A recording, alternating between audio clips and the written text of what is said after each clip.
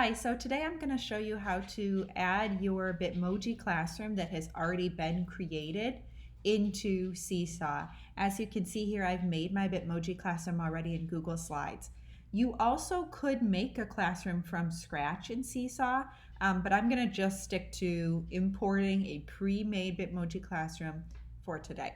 So there are two ways you could do this. The first way would be to save your Bitmoji Classroom as a PDF and then upload that PDF into SeeSaw in an activity.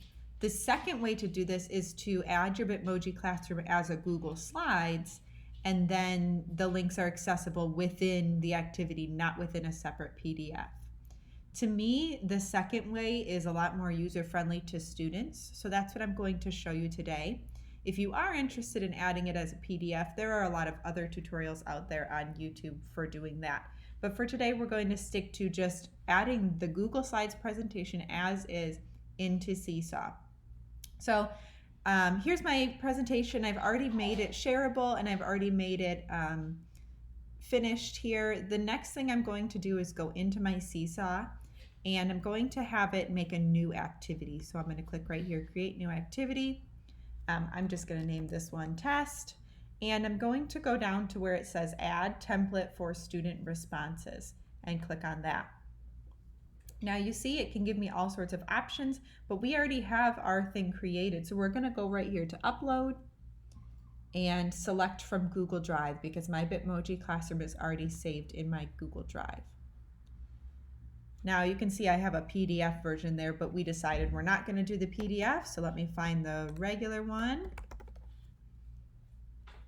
Here is my Bitmoji Classroom in Google Slides. I'm going to go select.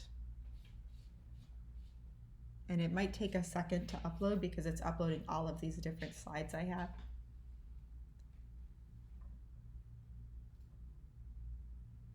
So I'm just going to wait for it to upload here.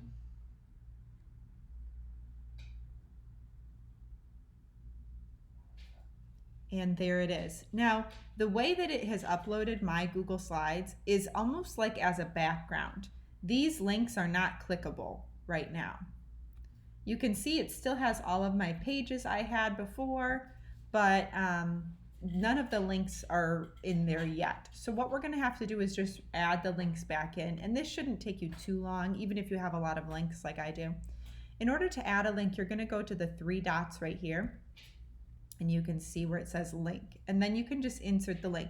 Now, rather than trying to hunt down all the exact links, I'm just going to go back to my Bitmoji Classroom in Google Slides, click on the link I had already put in, copy it, and then paste it into SeeSaw. And check. And then it will auto-populate that link as an image. So as you can see, I already have an image going here, but I'm going to cover that up. And then I am going to lock it into place. So now my website that I had before has become a link again. Before it was just an image as a background. Now I'm going to do that for another website. So I'm going to go back into my Bitmoji Classroom. I'm going to click on the next link that I had, copy it, go to the three dots and add it in. And there it gives me an image of Chrome Music Lab. Now, like I said, you can do this from scratch if you haven't already made a Bitmoji Classroom, but since I already have, I'm just covering up what I've already made just to make it easier. And then the important thing is to make sure you lock it into place so that students can't move it. So then I'm going to press lock, and there it is. Now, some of my links that were in my Bitmoji Classroom were not links to websites, but instead they were links to different slides.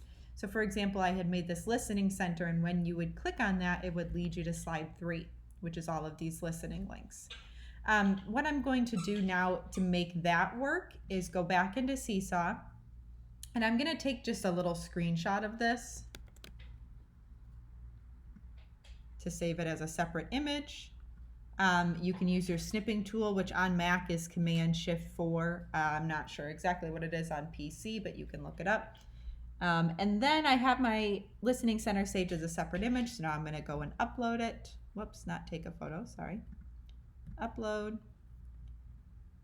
and get the screenshot that I just took. It's a little blurry, but that's okay. And I'm just going to cover up what I had before there.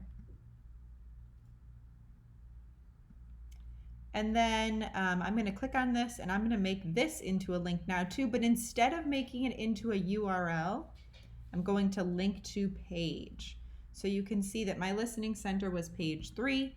So now this will link to page 3 just like it does on here on my Bitmoji Classroom. It links to slide 3. And then I have to remember to lock it into place so that students can't move it. I can keep doing this with my entire different pages here, and students will be able to click in between them and be able to click the different links. I hope this helps, and I hope that is a good enough explainer. Once I'm done with all of my links, I can press the check mark. And then if I wanted to test it out, I can save the activity and assign it to my sandbox or my sample student so that they can see it and I can test out what it will look like. I hope that helps. You can feel free to let me know if you have any questions.